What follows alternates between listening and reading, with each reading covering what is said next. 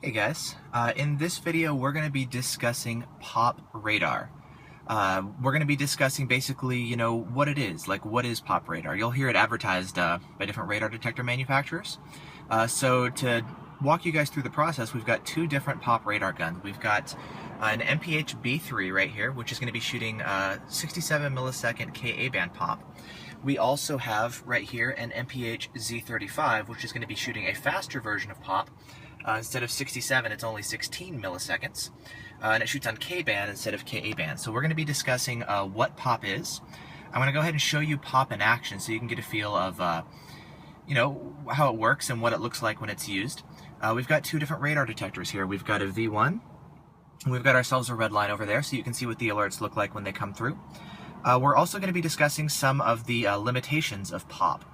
And discussing why it's really no longer in use and why even some of these guns like this have been discontinued and pop is really no longer in use here in the States. To go over that, we are going to be taking a look at the manual. I've got it pulled up right over here on the iPad. And so we're going to be referencing some of the documentation available from the manufacturer with respect to pop. And I'm going to basically just walk you guys through what it is, how relevant it is, like does pop really even matter in the real world? And just get you guys familiar with, the basics of pop and what it's like. So with all that said, let's just go ahead and get started. So what is pop mode? Basically the idea is, normally with a radar detector, it can detect radar in use, right? You transmit and your radar detector is going to go off.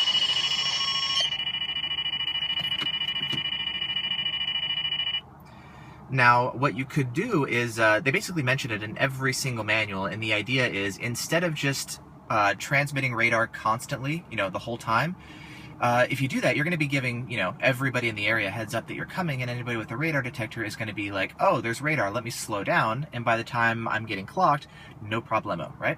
So initially what was done is they developed a feature called hold, where basically you can transmit, or you can stop transmitting. And the idea is you're not going to be transmitting until you see somebody that you want to clock, and you just kind of sit and wait and wait and wait. And then once you're ready, you start transmitting like that and you get their speed. So they get no advanced warning. And that's called instant on. Instead of constantly transmitting the whole time and leaving your radar unit on the whole time, which would be called constant on, you just do instant on, and you just wait, and then once you're ready to transmit, then you start transmitting. Now the thing is, with instant on, if you have a sensitive enough detector, you can be picking up, these instant on shots before you're being clocked, because the vehicles ahead of you are being clocked.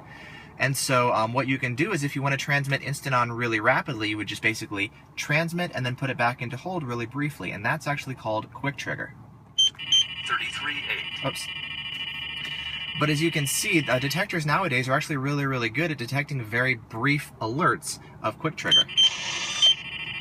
And so you can see, I can try to turn my radar gun on and off very quickly, but current radar detectors now are so good that it's not a big deal. They can detect quick trigger, no problem.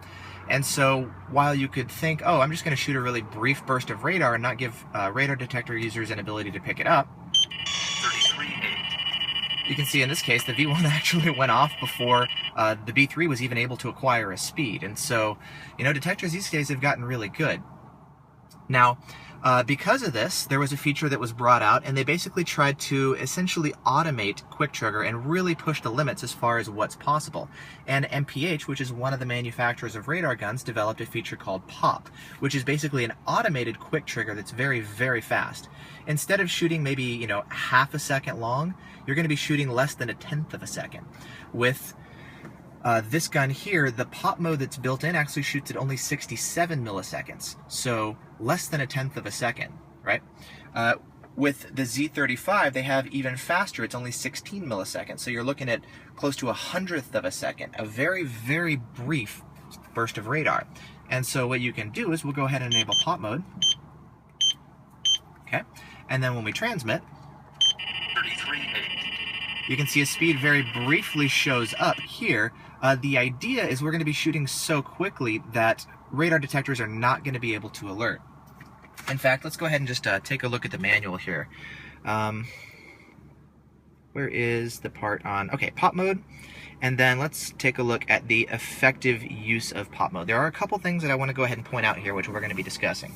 Okay, so they are saying that the whole idea with pop mode is that most radar detectors, such as 95% of them, will not be able to detect anything, even at point-blank range, which, okay, well, we've got our antenna right there, the detector's up here, which is not always the best way to do it due to overdriving, but even with, you know, more spacing and whatnot, it still get the same results, so in this particular case.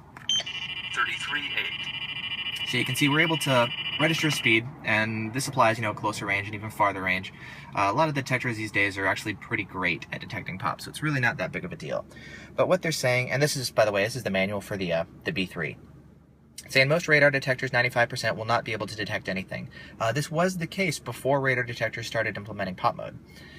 Some detectors, 5% of them, will be able to detect it when the pulses are repeated quickly, which actually does apply with this one. This one's a little bit tougher to detect, but if you do start transmitting pop more rapidly, that does apply. A few will give a minor alert, similar to what door openers and sources cause. So it's basically saying, in MPH's words, that most detectors can't alert it, and even the few ones that can, it's going to look like a false alert, so most people will disregard it, and that's basically the idea. Not necessarily true anymore. Maybe it was more true before detectors were as developed as they are now, but basically at this point, pop is not really that big of a deal to detect. However, the thing is, if you enable pop, there are some detrimental effects to the radar detectors. Namely, it's because it's spending so much time looking for these brief pop shots. Like, you have to, pop is so brief that you're going to have to basically stop pausing and keep going back, keep going back, keep going back, looking to see if a pop shot is present. And so by focusing more of your attention to try to detect these pop shots, it is going to be more detrimental to detecting non-pop shots. Additionally, you are also going to be getting more false alerts with a lot of detectors if you've got pop mode turned on. Like, we can go ahead and just fire up the Redline here. We'll turn off the V1. So, due to primarily the false alerts, you can see I've got pop turned on right now in the Redline. Due to the issue with false alerts, most people actually recommend turning pop off. It's not really used that much anymore, which I'm going to get into next, but basically if you have it on, you are definitely going to be getting false alerts with pop mode. If you have it turned on, most detectors really are going to be pretty fantastic at picking up radar from pop, and I did a whole series of videos giving you guys an idea as far as how well detectors can do at actually picking it up. Let's do just a quick example here with the Redline. Pop alert. So yeah, one of the differences between the V1 and some of the other detectors is it actually does not say when you detect pop, versus some of the other detectors will specify pop as opposed to just normal 33.8. Like if we take it out of pop mode and we just transmit normally, you'll see the alert normally like this. KA band. So actually, make sure the gun can get a speed. With my antenna mounted. There we go. Just have to fix my antenna placement, but hey, look at that. So, anyways.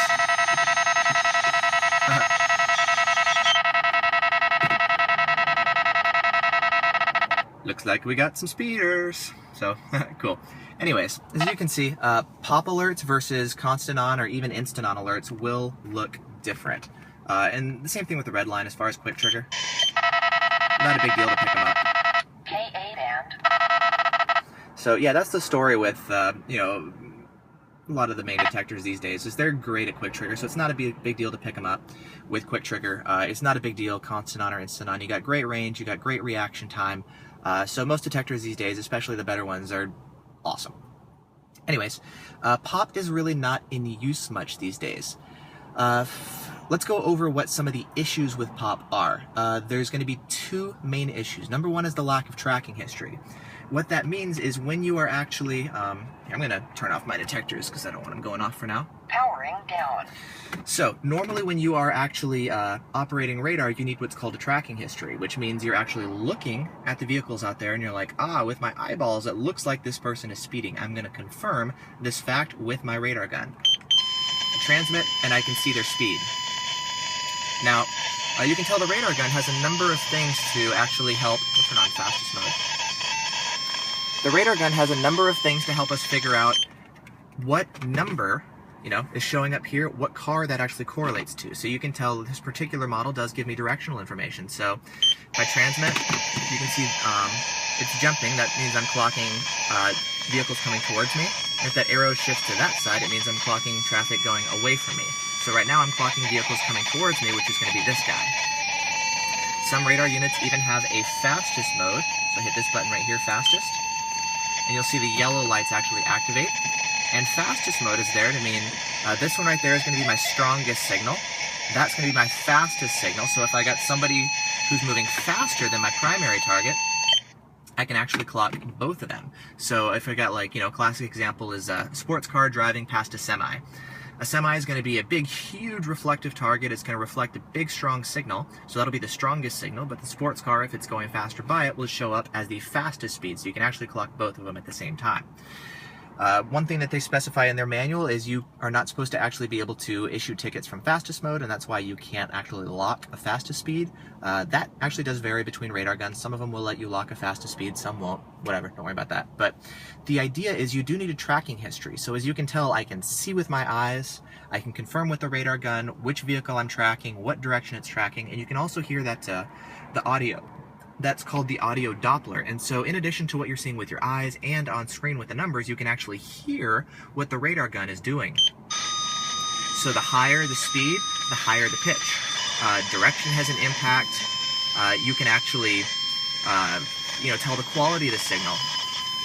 You know, if there's interference from fans, sometimes you will get, you know, your air conditioning system or your alternator from your vehicle can actually cause interference and issues with proper operation of a radar gun. And so antenna placement is actually really, really important. And having the audio there helps you, you know, hear and correlate that to what you're seeing. And it's just a whole bunch of things coming together so that you can say for sure, you know, if you go to court and you say, okay, I as the police officer swear, you know, and I'm not a cop, never been to court for this kind of stuff, but basically the idea is, you know, they have to swear that yes, I can confirm that I've been trained, I calibrated my guns, I did my radar tuning fork tests, I can see with my eyes and it's matching what the radar gun is showing me on screen, and it's matching what I'm hearing from the audio Doppler. So there's a whole bunch of things that have to work together so that they can swear, yes, I know that my radar gun is in fact clocking this particular guy who I wrote the ticket for, and not somebody else on the street, right?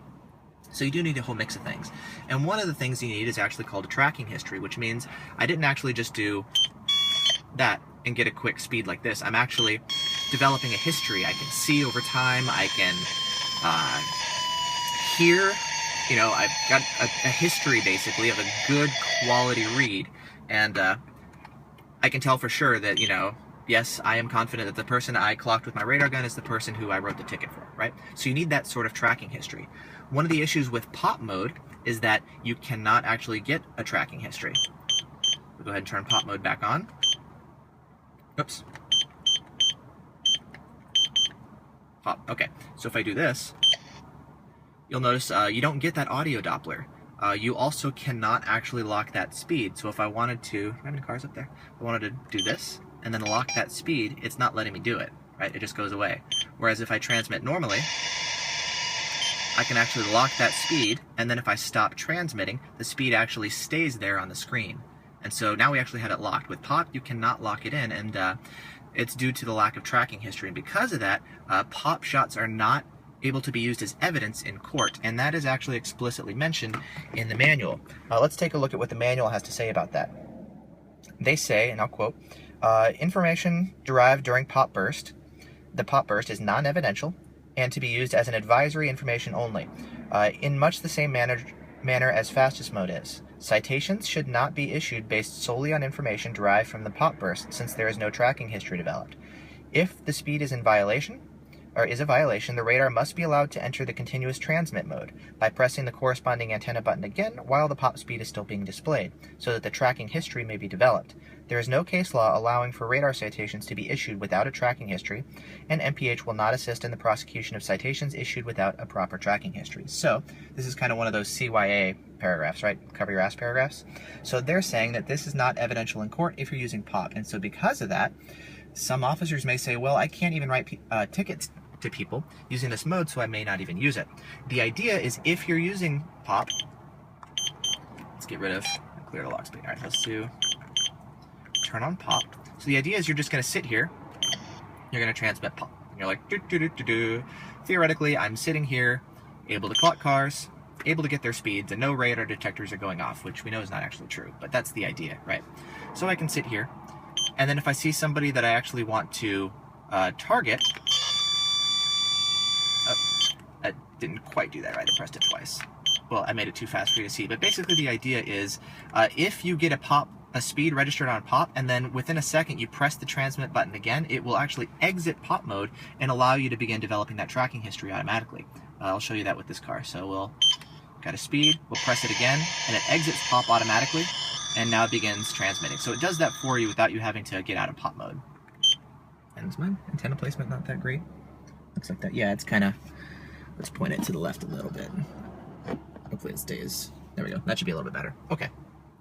So it is relatively directional as far as acquiring. The beam spread, if you guys are curious, is only about 12 degrees, so it is a pretty narrow beam that it works with. But anyways, so that's the idea of how you're supposed to use pop. You transmit, and then if you get somebody that you're interested in, you then start developing a tracking history.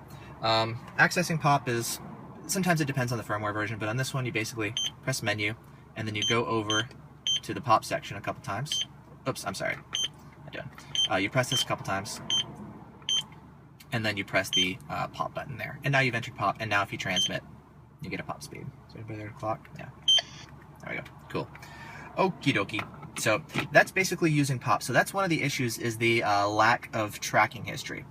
There is a second issue, which is more of a technical issue as far as why pop is actually inaccurate. And let me give you a hint as far as what it looks like in the manual. They say explicitly, for the effective use of pop mode, it says pop mode is most effective at short range, up to a quarter mile, and where there is some separation between targets.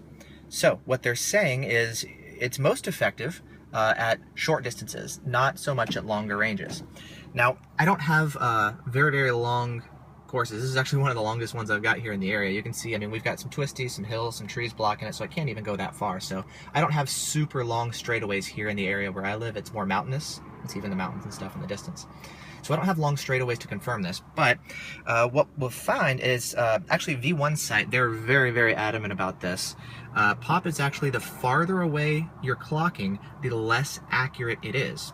And let's go ahead and go over some of the technological limitations of pop. The way pop works is within the antenna, there's actually what's called a gun oscillator. It's actually the oscillator inside that's, you know, vibrating at a certain frequency, 33.8 gigahertz or so, right? And it actually turns on, and which then starts transmitting a signal, reflects off the target, and then gets read back. And then the difference between the transmitted frequency and the received frequency, those two are mixed. And the more different that signal is, then the faster the vehicle is going, right? If I transmit a frequency and I get the exact same frequency back, that means there is no Doppler shift, and so my target is moving at 0 miles an hour. So basically just Doppler radar, right? The faster a target is moving, the more it's gonna reflect and Doppler shift the signal, so the bigger of a difference you'll get. Now the issue is the gun oscillator within the antenna does take some time to stabilize. When it first starts transmitting, its transmitting frequency is going to be kind of variable. It gets a little higher, a little bit lower, and so what happens is there is going to be some variability in the transmitted frequency that's not actually due to these guys, to the moving vehicles. It's going to be due to the gun oscillator not yet having been stabilized. It does take a period of time, about a second, maybe a little less, to actually stabilize fully. I think less, yeah. And so what happens is if you're transmitting normally, oops, let's get out of pop mode. Transmitting normally, you know, we have a nice stable radar transmission coming out of here, and so there's actually no problem. Let's turn that down, the audio Doppler. Set it to like 4 or so. Okay, so if you have a nice stable transmitted frequency, you know that, okay, I'm transmitting one absolutely fixed, relatively fixed known frequency, and I'm getting, you know, reflected frequency back, and I know that any shift is due not to the antenna, but due to the movement of the vehicles. If you transmit this guy too fast, you turn it on-off really quickly, it hasn't actually had time to stabilize, and so some of the variability that happens when you just turn it on-off like that is gonna start giving you inaccurate readings. And now the farther away the target is, the more that will actually impact it. And so that's one of the reasons that they'll actually say in the manual, it's most effective at short range. It's because, well, yeah, if you start going at farther and farther ranges, then, well, you're going to start having less and less accurate results. And I've done a little bit of testing with this, not a whole ton, just because, you know, my terrain issues, but testing with this guy, I've noticed because he actually uses a faster form of radar, it actually does seem to be a little bit less accurate, which I can notice, like if I shoot maybe this guy in constant on him. Heck, let's even just do that. Let's turn this down even more. Okay, let's go ahead and turn on our Z35. So we'll do, okay, fire this guy up. Okay, do pop on. There we go. So now we're transmitting with pop mode. Now the way pop mode works here on these handheld guns, I need to get, do I have light? Yeah, I want you guys to be able to see the screen. It's a little bit tough, I know. Sorry about that, the lighting conditions. But if you pull the trigger, it's transmitting a really fast burst of pop radar. And you can see maybe on the screen there it says, if I can get a reading. Okay, here's a car coming by. 51, 51, 51, 43. And so what I can do to verify whether or not, okay, there's another car coming this way, these speeds are accurate, is I'm going to just basically transmit this guy, 1, and we're going to compare and see, you know, how do they look. So 41, very nice. 37, 46, good. 46, nice. 46, oops. No, I think I'm still shooting pop. Alright, let's verify. With this gun, if you get a speed reading and then you transmit again really quickly, it does the same thing where it actually exits pop mode, so we're going to have to shoot kind of slowly and not do really kind of rapid shots. But here. Oops. Battery issues. Do this again. But yeah, so basically the idea is this gun here is going to be less accurate. Pop. Just due to the On. The faster form of pop that it uses. And I did it say 45? I think I might see that. 37, 35, 38, 39. It's gonna be a little bit tough because I keep getting all these cars kind of close to me, and so I can't show you like super long range, right? 39, 44. See that difference?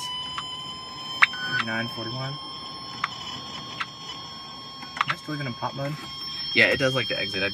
And so basically, if you press and hold the trigger like this, it starts transmitting. You can hear that audio Doppler. I know, I wish the Z35 screen was a little bit brighter so you could see, but... Power off. Anyways, what I wanted to show you guys is, basically the idea is there are some inaccuracies, and it's not always going to be wrong, but it will kind of be sort of hit or miss with the accuracy of pop when it's being used, especially at longer distances. And so because of that, there's some technical limitations, and that's why on Valentine's side they make such a big deal about the inaccuracies of pop, and they're even suggesting that you know, these guns should be recalled. Now, these guns here are actually discontinued. They don't make them anymore. They have very limited kind of feature set. Like, they have no directional information. It does have a fastest mode, but there's no directional information like this guy has to tell you if a vehicle's coming towards you or going away. It sounds kind of like a toy when you're using it. You can hear kind of the squirt gun sounds. And I don't know, I think it's funny. It looks like a cartoony gun, you know? Transmit, stop. So it makes this kind of like pew, pew, pew sounds, which, I don't know, I think it's kind of fun, but I wouldn't say that's necessarily law enforcement grade, you know, like hardcore tough police officer kind of thing. So anyways, these guns have been discontinued. They don't make them anymore. There's accuracy issues, especially with the faster versions of pop. Slower ones, these ones are actually more detectable. It's actually tougher to detect this. I'll go ahead and show you guys Z35 detection here with the Redline. We'll go ahead and boot this guy up.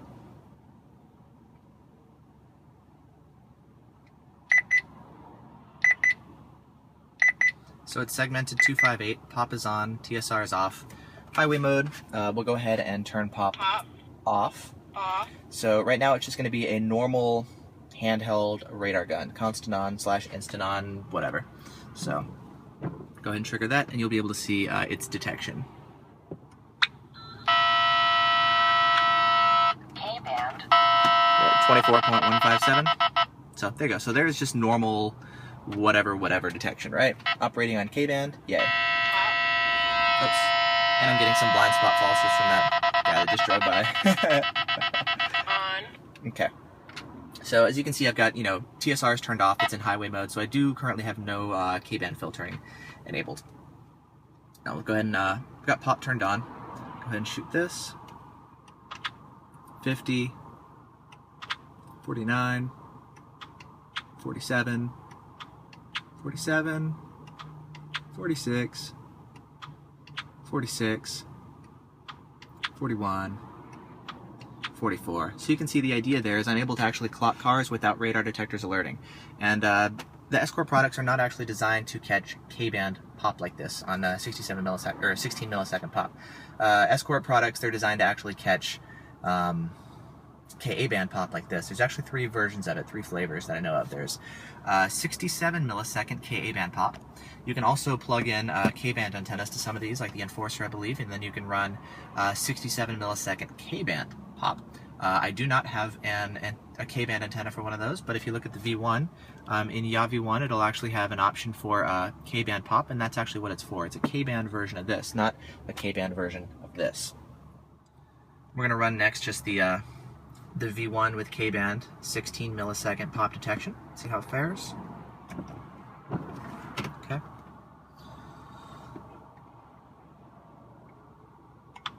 .43, 43, 43, and I know you guys might not be able to see it that well. Maybe that'll help. 43, 41, 41, 41, and then if we want to transmit normally, we just press and hold the trigger, 45, and then we get our alert right there once we exit pop mode. So you can see 24165. So that's the way pop mode is designed to be used. Most detectors do have a hard time. You can sometimes, if you start messing around with it. Oh, see, now we're starting to get some false alerts, 24090, that kind of stuff. So from these guys, tons of K-band falses. So this gun is not in use. I would recommend, running with K-pop turned off. You are going to have some help against some of these blind spot falses here. So if you turn on pop mode, you'll get a little bit better K-band performance, but you still are not actually going to be able to detect these shots. If you turn it off, you're not going to be able to detect it, but it will actually help with blind spot falsing. So anyways, yeah, the 2 main issues with pop is you don't have the tracking history, so you can't use it in court on its own. The second thing is you are going to have some inaccuracies going on with pop mode in practice, and so because of that, most people just really don't even use pop. It's not in use, and if you have it on, you're going to get additional false alerts, so I recommend turning it off. It's not in use, not a valid way to issue tickets, and you get false alerts if you have it on. So turn pop off, don't worry about it. It's really not a big deal, and it's why in some of my videos, even though I did do some testing here with this guy and showing a variety of different detectors and how well they can actually detect pop mode, it really doesn't matter. So I would not suggest using pop as a way of deciding, well, I should get this detector versus that one because it could detect 9 out of 10 and that one got only 7 out of 10. Irrelevant. Doesn't matter. Pop is not in use. You'll want to run with pop mode turned off anyway due to all the false alerts and the lack of use of pop actually anyways. Now, what does actually matter in a radar detector, you're going to be looking at things like how fast it can alert to brief signals, for like quick trigger reactivity and responsiveness. That also makes a difference not only in alerting to very brief quick trigger signals, but also picking up very brief signals at a distance when you've got cars blocking the signal, trees, just things potentially blocking it, and the signal's kind of here and not here. It's right in the fringe of detection range. Being able to detect a very brief signal is very, very important. And so that's also another reason why having a very reactive and responsive detector. Oh, this guy's still on. Yay, more false alerts. I got TMF2 off. And we'll turn all this stuff off for now. Yeah, so having a very reactive detector is very, very important. Additionally, having a long range. The V1 is very good at this. The Redline is actually going to be even a little bit better. So having a very long range detector is going to help you pick up the signals at a distance, especially if you've got a very tough and difficult set of conditions you're driving in, such as you can see I've got some rain here, which likes to block and absorb radar. I've got some hills, I've got some curves, I've got some trees. Like, it's a relatively tough area here, just driving around normally, and so having a very sensitive detector really does make a difference, and it helps. It's not always about, oh, I can detect a signal 14 miles away, because here I can't do that. And here it can be the difference between picking up a signal at a distance and not, if there's instant-on in use, you know? So long range is very important. On-axis performance, like how well it can detect a signal straight on versus a signal that's maybe coming in from the side, you know, around a bend, that kind of stuff, that's also very, very important. You want to look at that. You want to look at how well it can actually filter out the false alerts. Like you saw the falses that were coming on the V1, I was running it there unfiltered for the moment. If I turn on the filters, it would help filter all those out. So you're also going to want to look into how well a detector can filter out false alerts. So those are the things that you're going to want to look at, you know. Blind spot filtering. Does it have GPS lockouts to filter out signals that you drive past every time? How good is its range on axis? How good is its range off axis? You know, how reactive is it to brief alerts? Like, those things are very, very important in the real world. That's the kind of stuff that really matters, you know. How are the quality control issues? Does the thing, you know, die over time? All sorts of stuff. Like, that's what matters. Pop detection is pretty much irrelevant.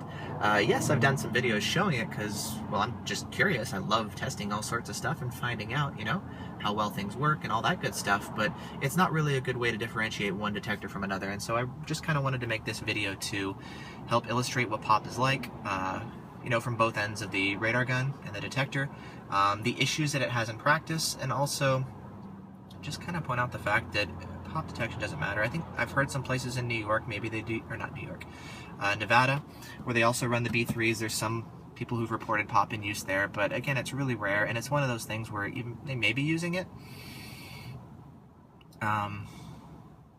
but they would have to switch to, you know, normal constant on or instant on anyway, so you're going to be getting your detections there.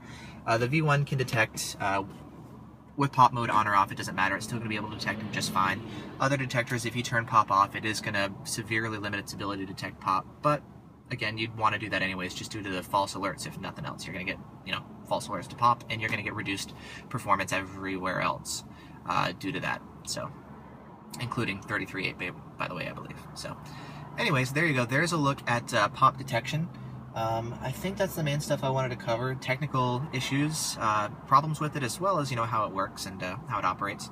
So, cool. Hope that's been fun. Hope that's been helpful. And until next time, I will see you guys later. Bye-bye.